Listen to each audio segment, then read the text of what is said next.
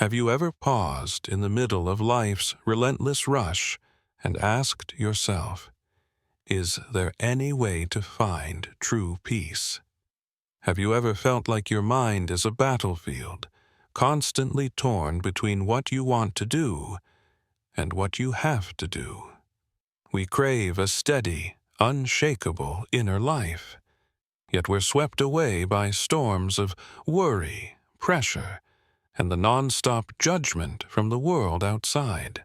Imagine, even for a moment, a different reality. A life where every obstacle isn't a barrier, but a launch pad that propels you higher. A mind that isn't a chaos of conflicting thoughts, but an impregnable fortress. A place where you are the ruler, calm and clear-sighted, unmoved by the tempests of life. The idea of an unbeatable mindset feels both urgently necessary in this age and strangely out of reach. But what if that mindset isn't a gift you're born with, but a skill you can forge? What if we could build that fortress not with one thing alone, but by combining three great pillars of wisdom: the unshakable composure of a Roman philosopher-emperor, the distilled steel discipline of a legendary Japanese swordsman, and the courageous understanding of the psyche's depths from a pioneering psychologist. This is the journey we're about to begin. The path to building that inner fortress isn't a single secret formula. It's a powerful synthesis. Today, we're not exploring one philosophy, but three. Together, we'll craft a comprehensive framework for self-mastery. A deep integration of three great pillars. The steady foundation of Stoic tranquility, distilled by the philosopher-emperor Marcus Aurelius. The steel discipline and solitary path of the legendary swordsman Miyamoto Musashi. And finally, the courageous journey into the depths of the psyche, exploring the shadow under the guidance of Jung. Why these three seemingly unrelated paths? Because, in the modern world, we're fighting not one, but three battlefronts.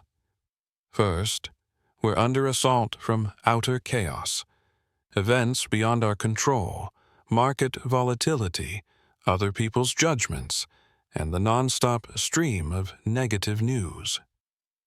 This is where Stoicism steps in like a sturdy shield. It gives us the core foundation to master the only thing we truly own, our response. Second, we're distracted by inner noise, boundless cravings, constant technological interruptions, and an eroding internal discipline. This is where Miyamoto Musashi's way, the 21 precepts of Dokkōdō, becomes our sword. It isn't just about combat.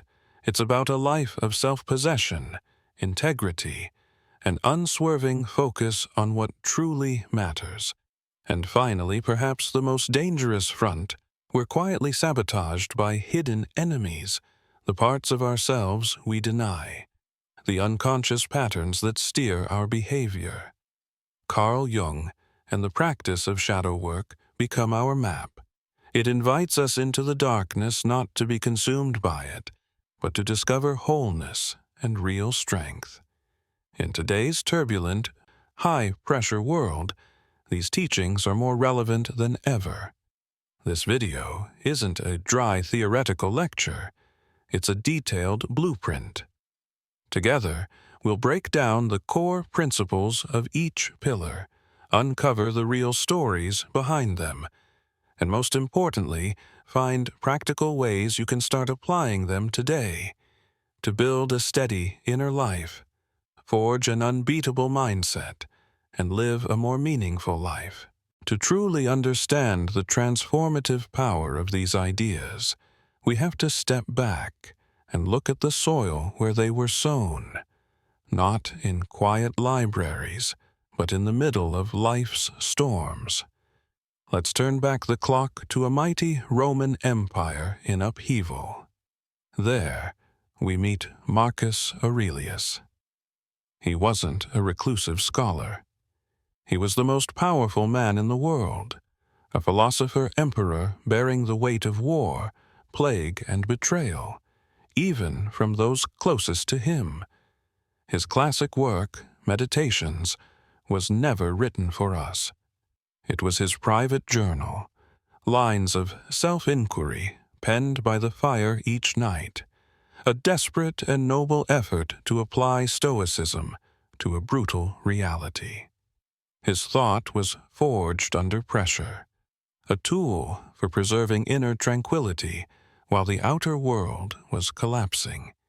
More than a millennium later, in a completely different context, feudal Japan, another legend emerged. Miyamoto Musashi, a ronin, an undefeated swordsman who devoted his entire life to the way of the sword, survived over 60 life-or-death duels. Yet his greatest legacy wasn't technique. Just days before his death in a cave, he poured his entire life philosophy into a short scroll, Dokkōdō, the way of walking alone.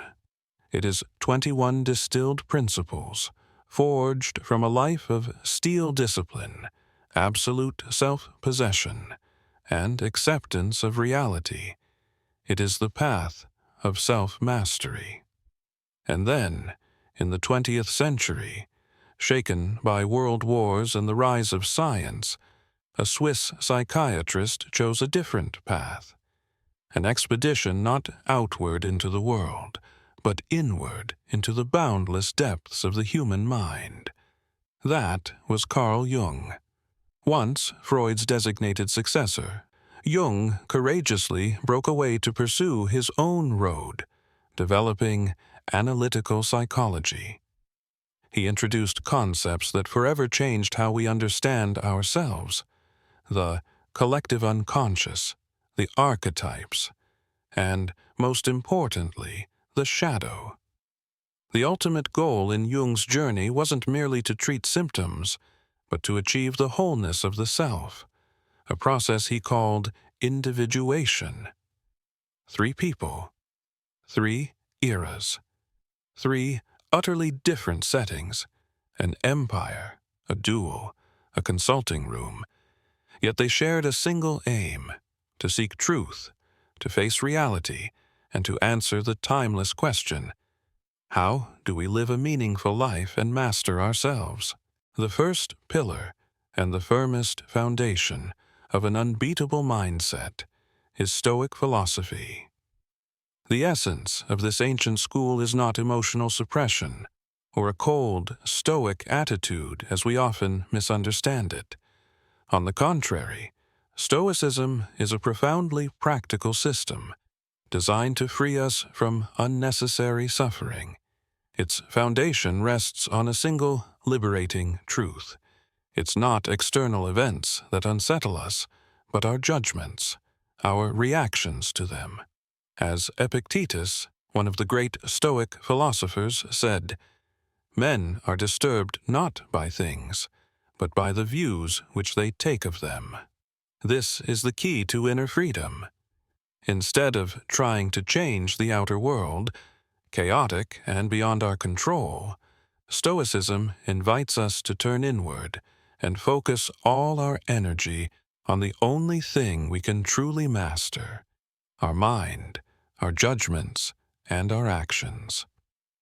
From there, we cultivate calm right in the eye of the storm. But how do we turn this lofty philosophy into action? The Stoics didn't just contemplate, they practiced. They developed a set of everyday tools, a 5-part roadmap, to train the mind, reduce anxiety, boost effectiveness, and live more serenely. We'll define and explain each strategy below. Strategy 1. Understand what's within your control. This is the foundational principle, known as the dichotomy of control. It requires drawing a clear mental boundary, sharply distinguishing what is internal from what is external, internal, within your control. This is your own domain. It includes your judgments, your choices, your actions, and your will. These depend entirely on you. External, beyond your control. This is the rest of the universe. It includes the outcomes of actions, other people's opinions, our health, possessions, reputation, and even death. What does this mean in practice? A radical liberation of energy. Most of our anxiety and pain come from trying to control the external, trying to make everyone like us, trying to guarantee a perfect outcome. Stoicism teaches that by releasing the illusion of controlling the external and channeling all our energy into perfecting the internal, we find freedom and strength. The practical tool here is the 2-column exercise, a method of sorting your thoughts to clarify where your effort truly belongs. Strategy 2. Live in the present. Once we've identified our rightful domain, the next strategy defines when to exercise that control. The only answer is right now. The human mind is a tireless time machine, either pulled backward into the past, drowning in regret and resentment, or launched into the future, lost in fear and fantasy. Stoicism explains that both past and future lie outside our control. The past is gone. The future doesn't yet exist. Our suffering arises when we let the mind dwell in those unreal territories. Therefore, this practice is the discipline of tethering the mind to the present moment. This is the only place where life actually happens, and the only place we can act. By cultivating presence, through meditation, single-task focus, and proactively limiting distractions, we cut the power supply to anxiety and find clarity for decisive action. Strategy 3. Your mind is a fortress. This is the strategy of cognitive strength. If we control only the internal and only in the present, then the fortress is where we exercise that control. Marcus Aurelius wrote an immortal line in Meditations: "You have power over your mind, not outside events. Realize this, and you will find strength." This strategy asserts that our strength doesn't come from changing circumstances, but from reframing them. An event isn't inherently good or bad. Our judgment assigns it meaning. Someone loses a job. That's an external event. One person may label it a disaster and crumble. A Stoic practitioner will choose another frame. This is an unwelcome opportunity to reassess and find a new path. The fortress of the mind is the capacity to maintain this proactive perspective, using tools like positive affirmations and constructive self-talk to defend inner calm against every attack from the outside. Strategy 4. Embrace fate. This is perhaps Stoicism's most profound and inspiring strategy. Amor fati, Latin for love your fate. It goes far beyond mere acceptance.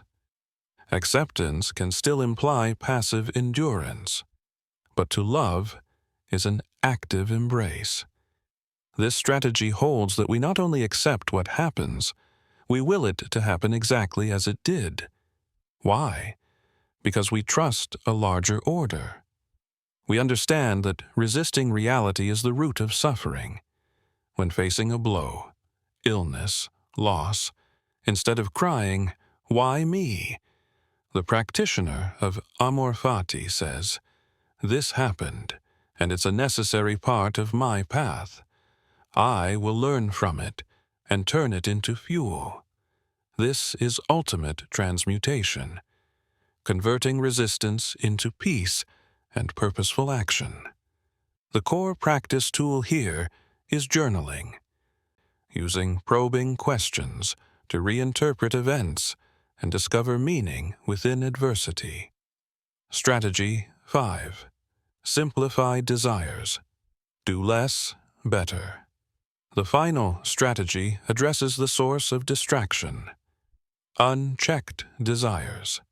The Stoics teach that stillness doesn't come from getting everything we want, but from wanting less. Happiness arises from subtraction, not addition.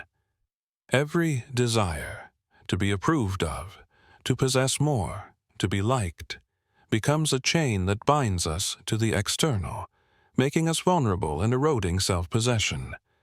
Thus, this strategy is a call to do less, but better.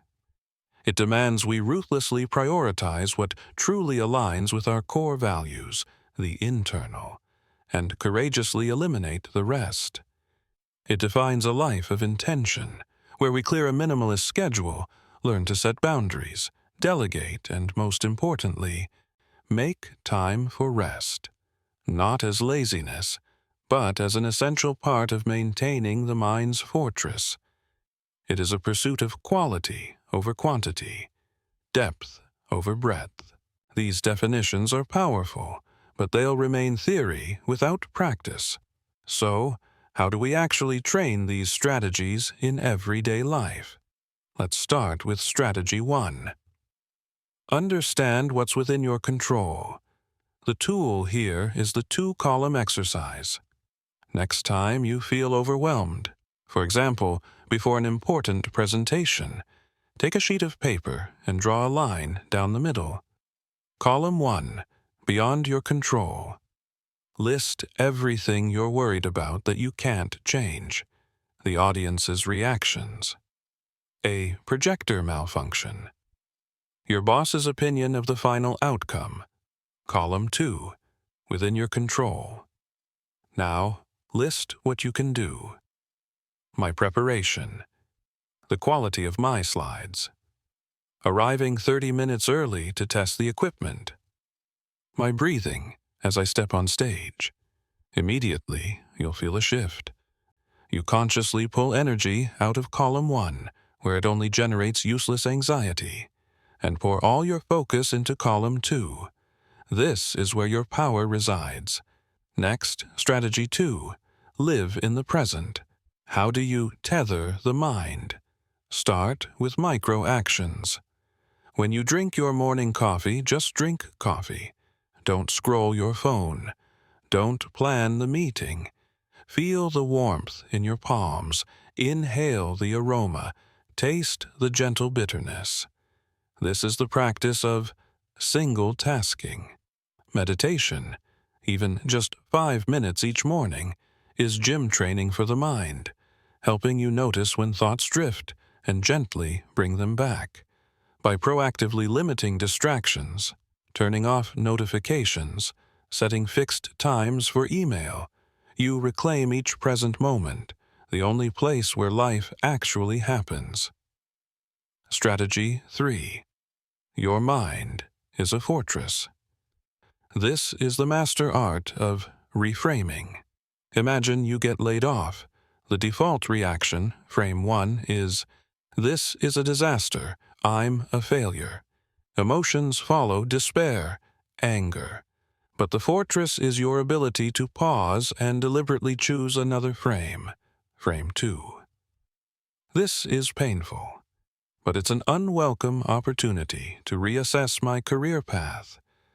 What do I truly want to do? What new skill can I learn? You don't change the fact that you lost your job, but you completely change its meaning and emotional impact. As Marcus Aurelius wrote, "The impediment to action advances action. What stands in the way becomes the way." Strategy 4. Embrace fate. This is a practice that demands courage. The most effective tool is journaling. When an adverse event occurs, a relationship ends, a project fails, instead of resisting reality, ask yourself probing questions and write them down. What in this situation is still within my control? What lesson can I learn from this pain? Looking back in 5 years, how will I wish I had responded to this? By reinterpreting Event 13 through the lens of growth, you turn a stumbling stone into a stepping stone. You're transforming resistance, the root of suffering, into active acceptance, into peace. Finally, Strategy 5. Simplify desires. This shows up most clearly in cleaning up a minimalist schedule. Look at your calendar for the coming week. How many meetings and commitments did you say yes to out of politeness or FOMO, fear of missing out? The practice here is ruthless prioritization.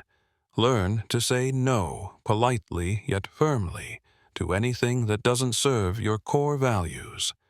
Batch similar tasks. Delegate what you can. And most importantly, set boundaries. Reserve time for intentional rest.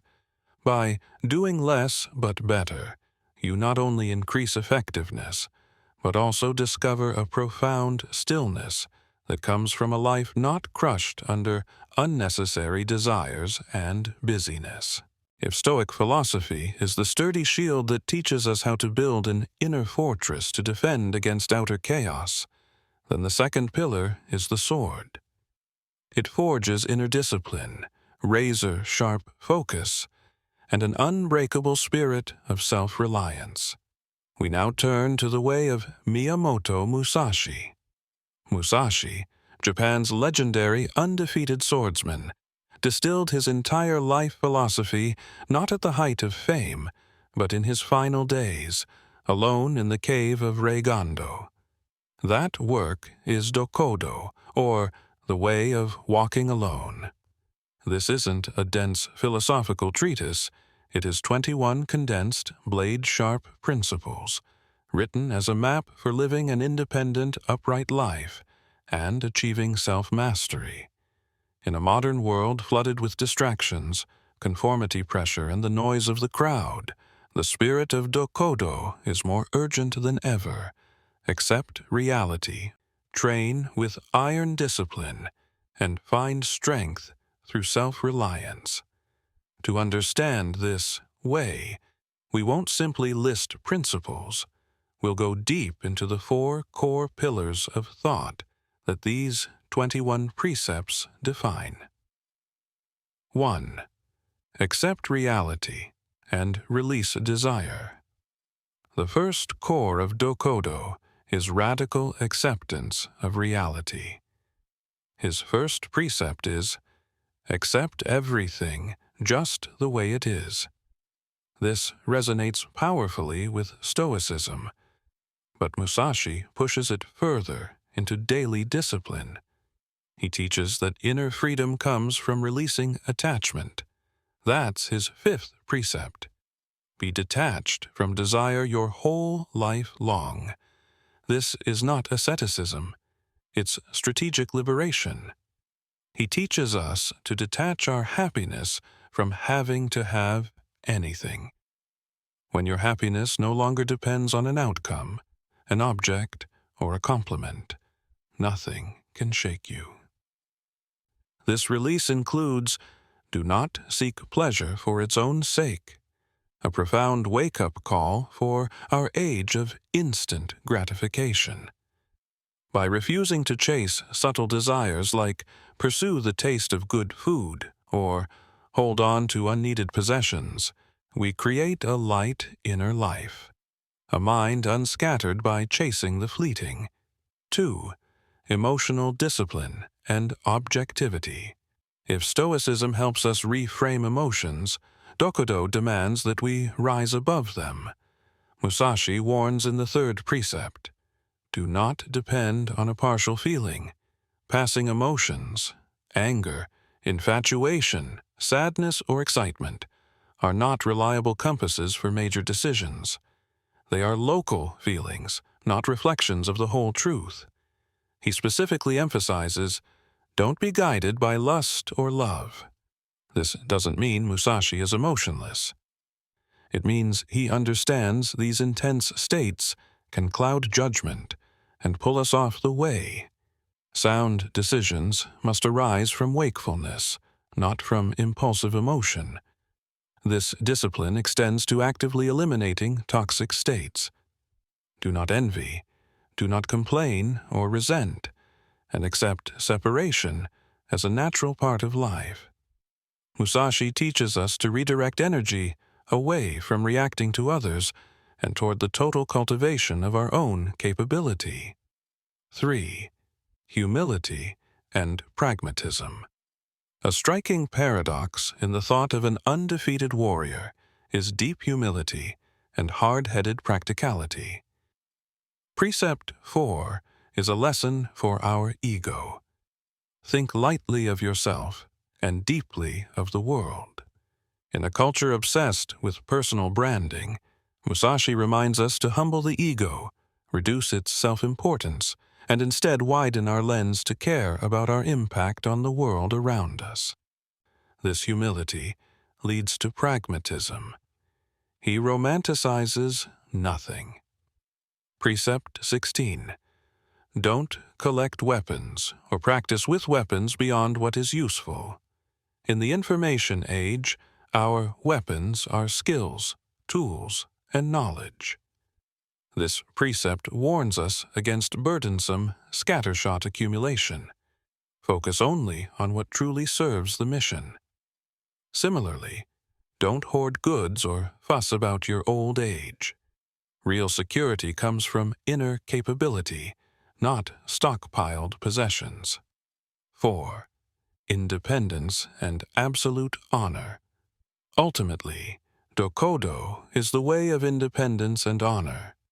Musashi challenges us in Precept 15. Do not act according to customary beliefs.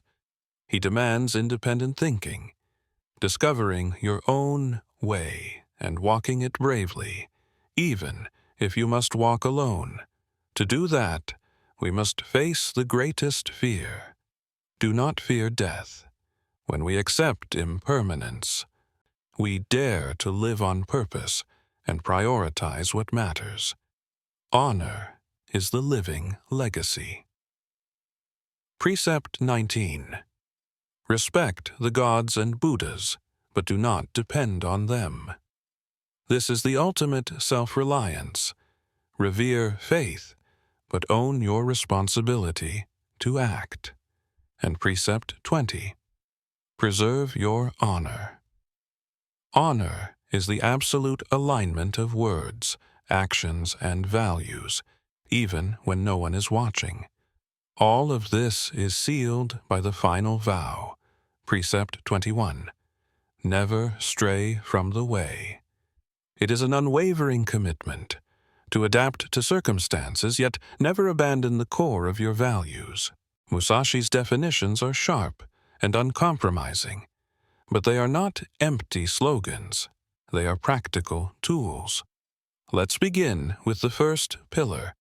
Accept reality and release desire. Imagine you've just received a rejection email. It might be a job opportunity you longed for, a project you poured your heart into, or a personal refusal. What's the natural reaction?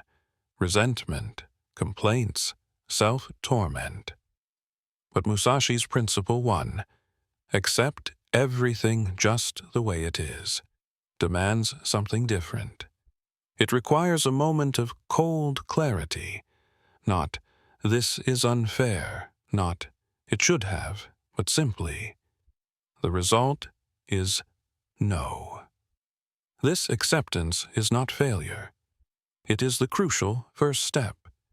It's you looking at the map and pinpointing your exact current position before you can chart the next path. And this ties directly to Principle 5, be detached from desire your whole life long. In the age of social media, we're programmed to crave recognition, crave a curated lifestyle, crave instant gratification. We pursue the taste of good food or hold on to unneeded possessions as a way to fill the void. Musashi points out that when your happiness is chained to having to have something, you will forever be a slave. Practicing detachment is finding joy in the doing, not in the result. You can enjoy success, but you are not dependent on it. This is liberation from the endless loop of desire and disappointment. Next, consider the pillar of emotional discipline. Principle 3. Do not depend on a partial feeling is an invaluable lesson.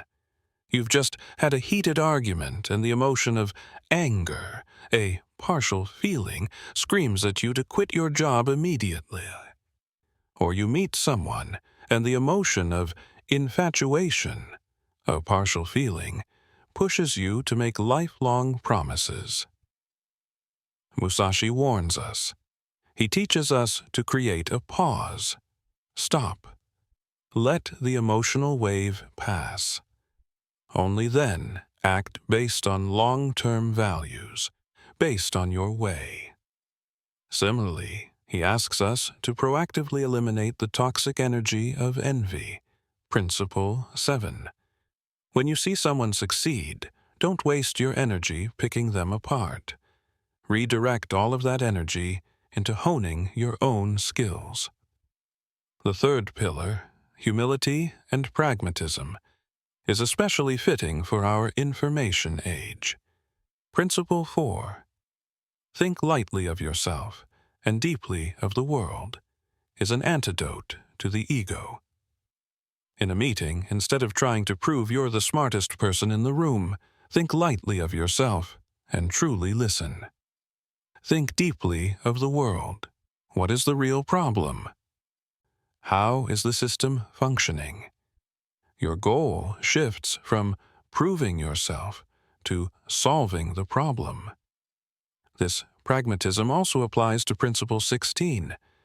Don't collect weapons beyond useful. What are weapons today? The online courses you buy but never take. The hundreds of books you stockpile but never read. The productivity apps you download but never use. Musashi advises a ruthless minimalism. Keep only the tools and skills that truly serve your aim. Everything else is dead weight. Finally, independence and absolute honor. Principle 15. Do not act by customary beliefs is a direct challenge to society's default script. Society says you must have a stable job, must marry before 30, must buy a home. Musashi asks you, is that your way? He gives us the courage to think independently and define our own path, even if it means walking alone. To do that, you must practice Principle 17. Do not fear death. Awareness of impermanence isn't to become morbid, but to become focused. It strips away all trivialities. When you know time is finite, you stop wasting it on the meaningless and concentrate on your legacy, honor, Principle 20, and the way, Principle 21. Honor is doing the right thing even when no one is watching, and the way is your lifetime commitment to those values. We've built the fortress.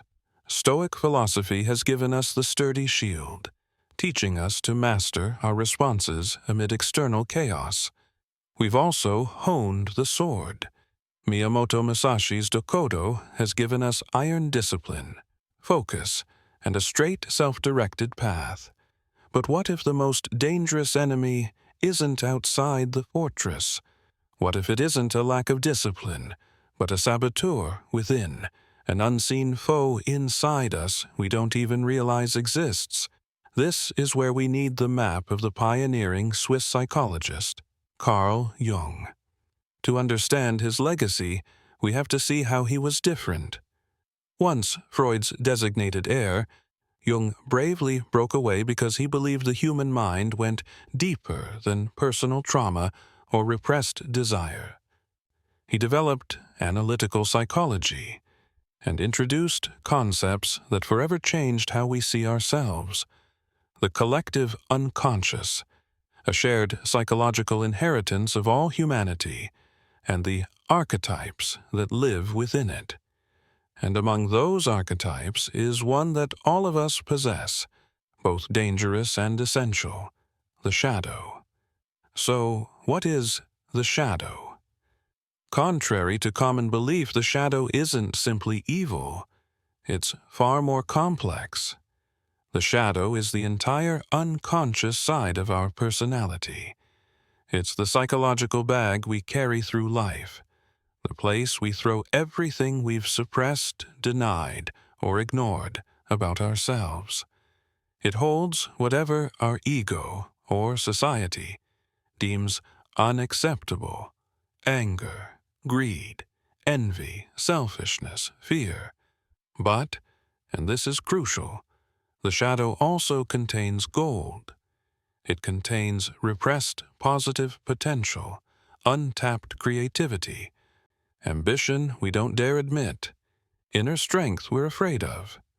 The shadow is everything that belongs to me, that I do not want to be me.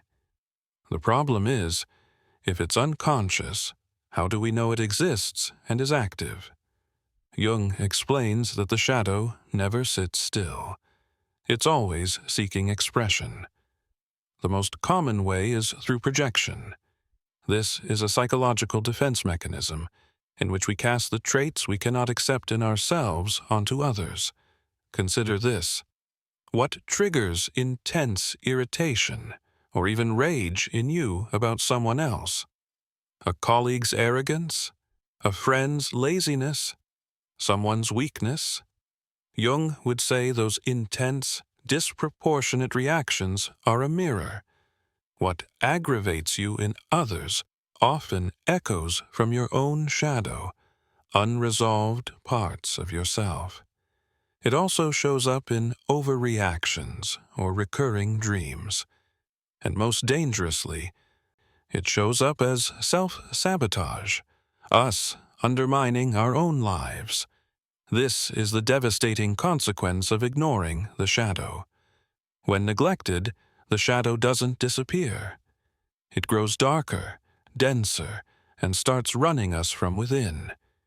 It creates inner conflict and psychological imbalance. It poisons our relationships as we keep projecting our unresolved issues onto our partners. It blocks personal growth, leaving us with an inauthentic life, one misaligned with our true nature. As Carl Jung warned in an immortal line, "Until you make the unconscious conscious, it will direct your life, and you will call it fate." Those repeating patterns you're stuck in, carbon copy toxic relationships, recurring career failures, we often label them fate or bad luck. Jung says, no, that's your shadow at the helm, steering the ship while your conscious mind sleeps. Therefore, Jung's goal isn't to destroy the shadow. That's impossible. The goal is to integrate it, to bring it into the light of consciousness. This is the ultimate aim of Jung's journey: individuation. It's a lifelong process, a path to becoming a whole, authentic human being, a true individual. It doesn't mean becoming perfect. It means becoming whole.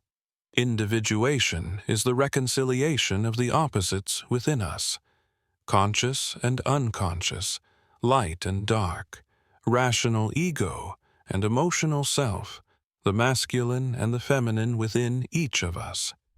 By courageously facing and embracing the shadow, we not only take back the helm of our lives from fate, we also unlock the vast energy, creativity, and latent power buried within it. This heroic journey has a name: shadow work. Carl Jung's definitions open up an inner world that's both magnificent and intimidating. Shadow work may sound like an academic term, but in reality, it's a deeply practical journey. So, where do we begin? The journey usually doesn't start with a grand decision.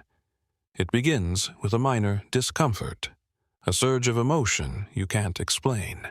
That is projection. Let's take a concrete example. Imagine you have a colleague who always seems to self-promote, forever talking about their achievements in meetings, and you feel a rising anger, even a deep contempt every time they do it. You judge them as arrogant, showy, self-absorbed. This is the invitation. Most of us stop at judgment, but the shadow work journey asks you to turn back, bravely, and ask, why am I reacting so strongly? Why does this agitate me so much? The answer often lies in your own shadow. This is where we apply the 4-step shadow work process. Step 1. Self-reflection and acknowledgement. This is the first awakening. Instead of criticizing your colleague, you acknowledge your own reaction. You realize, this anger is mine. This emotion is in me. You no longer see yourself as a victim of someone else's behavior, but as the agent of your own emotional experience. Step 2. Explore the origin. Once you've acknowledged it, you begin the investigation. You use tools like writing, meditation, or therapy to ask deeper questions. What is the origin of this resentment? Perhaps you discover that, as a child, you were taught boasting is bad. Humility is the only virtue. You were punished or shamed whenever you tried to take pride in yourself.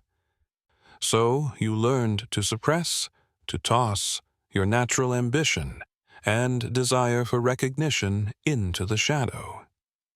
Now, when you see that colleague freely express the part you buried, your shadow is provoked. Step 3. Non-judgmental acceptance. This is the hardest step, the place where most of us falter. This is where the real challenges show up. Your ego will resist fiercely. No, I'm not like them. I'm not arrogant. You may go through a storm of emotions. 7. Shame, guilt, or the pain of realizing how long you've been rejecting yourself. The practice here is compassion. It's the ability to look at the ambitious or need for recognition part inside you and say, I see you. You are also part of me. You are not evil. You are a human need that's been suppressed. You accept it without judgment. Step 4. Integrate into daily life. Acceptance doesn't mean becoming the colleague you once despised. Integration is the gold-smelting step. You've brought the shadow into the light of consciousness. Now, instead of letting it control you unconsciously through anger and judgment, you proactively find a healthy way to express that energy. You might begin by allowing yourself to privately acknowledge your own achievements. Then, perhaps, you'll grow brave enough to share your ideas in meetings, not as bragging, but with confidence and authenticity. You transform the repressed ambition energy into conscious motivation. What's the result of this journey? These are the profound benefits of integrating the shadow. You gain deeper self-awareness. You become more emotionally resilient because you're no longer triggered by every small thing. The energy you once wasted on suppression is released, converted into creativity and vitality. And the most remarkable part, your relationships become deeper. That colleague no longer gets under your skin, because you've stopped projecting onto them. You can see them as they are, and you can live more authentically and proactively. You're no longer a victim of fate. You're on the path to becoming whole. How can we weave these seemingly separate principles into the busy, noisy, high-pressure life of the 21st century? The answer is, they are not three separate roads. They are three dimensions of a single route to self-mastery. We must see them as a unified toolkit, a three-dimensional mental framework for building an unbeatable mindset. Picture it like this. Stoic philosophy is your shield. It's your first line of defense, the fortress of the mind that helps you withstand external chaos, events you cannot control. Dokkōdō is your sword. It's inner discipline, razor-sharp focus, and a straight, honorable path of action that helps you cut through your own distractions and desires. Shadow work is your map. It's the compass that guides you through the deepest, most mysterious territory, the unconscious, helping you understand why you act the way you do and ensuring you're truly on the path to wholeness. A person with only a shield may be calm but passive. A person with only a sword may be disciplined yet ruthless and blind. A person with only a map may be insightful yet paralyzed, unable to act. A true warrior of the mind needs all three. 1. Application on the battlefield of career and pressure. Consider a common modern scenario. You're facing a crisis at work. Maybe a critical project is on the brink of failure. A boss keeps ratcheting up pressure. Or there's a vague fear of being replaced by technology. The natural reaction: panic, anxiety, blaming coworkers, complaining about the boss, and freezing in fear. Now, apply the three-dimension framework. Start with the shield. You immediately activate the dichotomy of control. You can't control your boss's mood. You can't control the client's final decision. You can't control the economy. But you can absolutely control the quality of the work you submit in the next hour, your integrity in communication, and the attitude you bring to problem solving. You activate amor fati. Not, why is this happening to me, but this is happening, and it is the opportunity to forge my steadiness. As Marcus Aurelius wrote, the impediment to action advances action. What stands in the way becomes the way. Draw the sword. Once the mind is steady, you act with Musashi's discipline. You do not depend on a partial feeling. You don't act from momentary panic or anger. You apply the principle of do less, better. Instead of rushing through 10 tasks, you identify the single most important action. Precept 21. Never stray from the way, and execute it with absolute focus. You think lightly of yourself, deeply of the world. You set aside ego and fear of judgment, and you concentrate deeply on the real problem that must be solved. Read the map. While acting, you self-inquire. Why does this particular boss trigger you so strongly? Why is your imposter syndrome so intense? Shadow work invites you to look within. Perhaps you realize your resentment is a projection. That boss reflects part of your own shadow. A hypercritical parent from the past, or even your own repressed authoritarian streak. By recognizing this, you reclaim your power. Anger no longer drives you. You are no longer a child reacting. You are an adult choosing how to engage. This synthesis produces a professional who is not only calm, stoic, and disciplined, Musashi, but also deeply self-aware. Jung. That is an unbeatable mindset. 2. Application in the maze of relationships and social media. Now, consider something more personal, the chaos of modern relationships and the warped mirror of social media. Scenario: you constantly scroll and feel deep envy at others' success. Or you're stuck in a relationship that keeps repeating a toxic pattern. The shield, Stoicism. You can't control what others post, how many likes they get, or how they see you. You can control the time you spend on the app, the accounts you follow, and, most importantly, the value you assign to what you see. You build a fortress of the mind, recognizing that their polished images are not the whole reality. The sword, Dokkōdō. You apply precept 5. Be detached from desire your whole life long. The desire to be validated, to have a life that looks like theirs. You apply precept 15.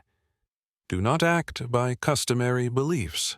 The customary belief that success must look like what's on Instagram. Instead, you draw your sword and focus on your own way. You switch off your phone and spend an hour sharpening your craft, a concrete act of self-mastery. The map, shadow work. This is the critical piece. Carl Jung would say envy is not something to be ashamed of. It's a signal.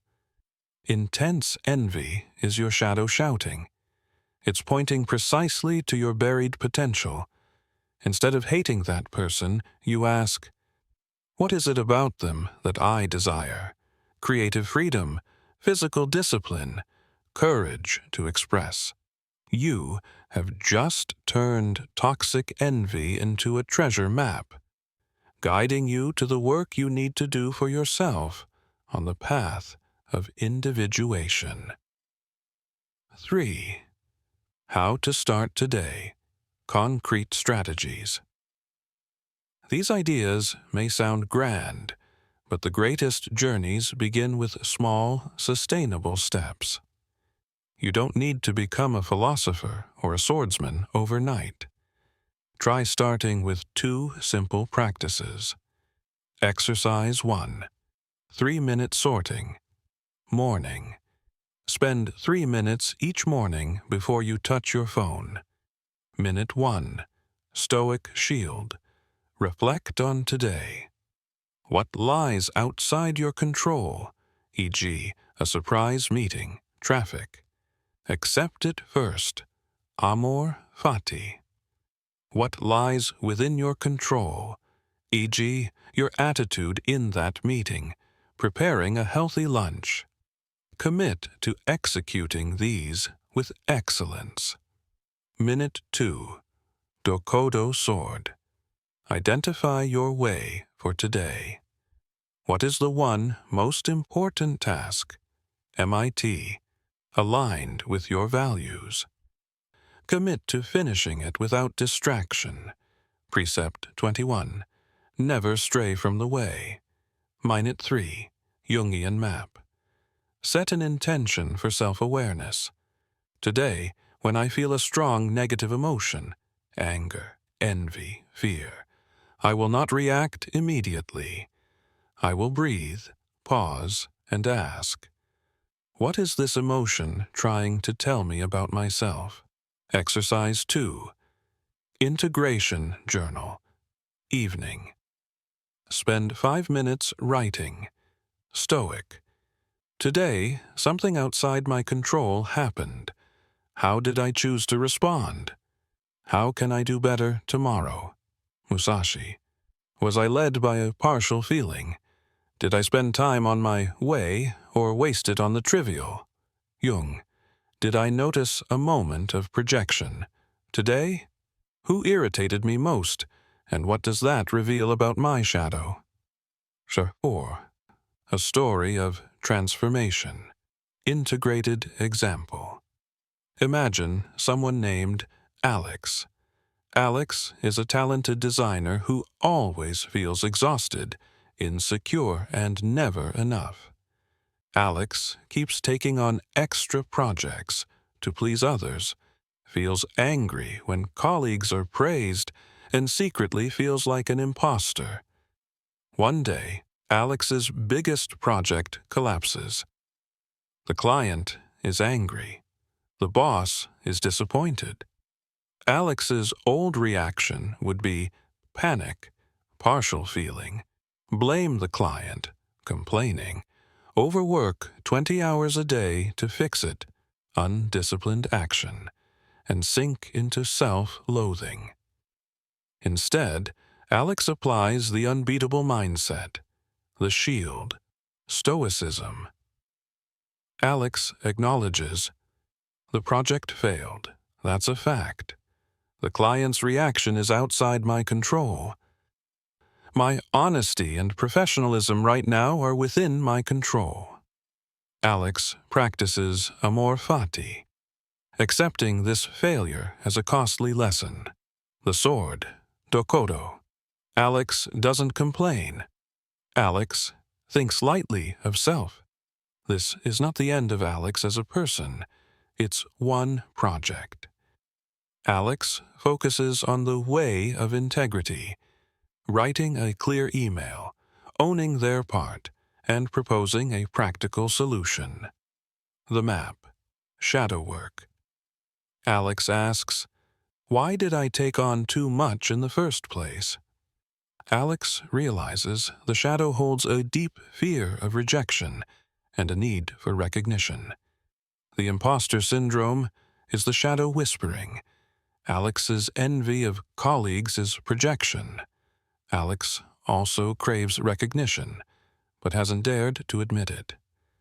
Result: outwardly, Alex handles the crisis professionally and regains respect. Stoic plus Musashi. More importantly, inside, a major shift occurs. Alex, Jung, recognizes the self-sabotage pattern. Alex starts saying no to misaligned projects, do less, better, and begins a personal project that truly matters, integrating the shadow's energy into creativity. Alex doesn't just survive the failure. Alex turns it into a turning point on the path of individuation. That is the power of combining all three philosophies. It isn't merely about surviving. It's about living a deliberate, steady, and authentic life. Of course, the path we've just outlined, the synthesis of these three great philosophies, is not an easy road. Applying them in real life is riddled with challenges and demands deep commitment. The shadow work journey is perhaps the hardest part. It isn't a pleasant mental exercise. It requires extraordinary courage to face the parts of ourselves we've spent a lifetime suppressing and denying. Our ego will resist fiercely. You may face an emotional storm, shame, guilt, pain, and the difficulty of accepting a new self-image, one that is whole, but not perfect. As the philosopher Nietzsche warned so pointedly about confronting the inner abyss, he who fights with monsters should be careful lest he thereby become a monster. And if you gaze long into an abyss, the abyss will also gaze into you. The journey into the shadow, without the guidance of consciousness and compassion, can leave us lost or swallowed by it. Beyond that, some critics argue that Stoicism can lead to passivity, an apathetic surrender to fate, lacking action, or that Musashi's Dokkōdō is too severe, too solitary, unfit for a modern world that depends on connection and collaboration. However, these views often stem from misunderstanding. Stoicism is not passivity. It is the radical focusing of energy on meaningful action. Action within our sphere of control. Musashi's path is not about physical isolation. It is about mental independence. And this is also where Kierkegaard's thought resonates, emphasizing the importance of personal choice and authenticity on each person's journey. In the end, these philosophies do not conflict.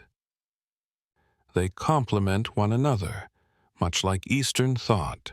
Taoism, Buddhism, seeks balance between yin and yang, the middle way. They are all tools, and wisdom lies in knowing which tool to use, when to use it, on the personal journey toward becoming whole. Through today's deep exploration, we've seen that an unbeatable mindset isn't a privilege bestowed. It's a masterpiece you build. It's not a destination.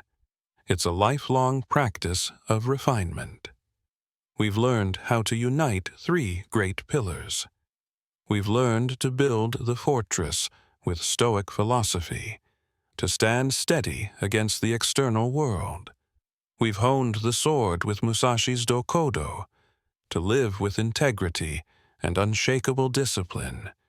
And we've been given Carl Jung's map, to journey inward and pursue wholeness from within. In the end, self-mastery isn't about becoming invincible to the world. It's about becoming absolutely authentic with yourself. Real strength comes from the fusion of all three: steadiness on the outside, discipline on the inside, and wholeness in the soul. Remember, you have the power to shape your life. A journey of 1,000 miles always begins with a single step. Start today, in this very moment. Be brave enough to look within, define your own way, and commit to living it every day. The final question I'll leave you with is, where will you begin? Will you choose to train the steady shield, sharpen the disciplined sword, or courageously begin the journey to explore the shadow that awaits? Whatever you choose, begin. If you found this helpful and want to keep walking the path of self-mastery, hit like and subscribe now. Don't forget to turn on notifications, because this is only the beginning. Stick around and support the journey. And as I said, this is a roadmap. Among the three pillars we've explored, there is one path that demands extraordinary courage, yet offers the greatest rewards: shadow work. If you're ready to go deeper, to face and integrate the shadow so you can unlock your hidden strength and buried creativity, click the video that's on screen now. Relink Hack. That's our next step together. Keep your mind steady. See you in the next video.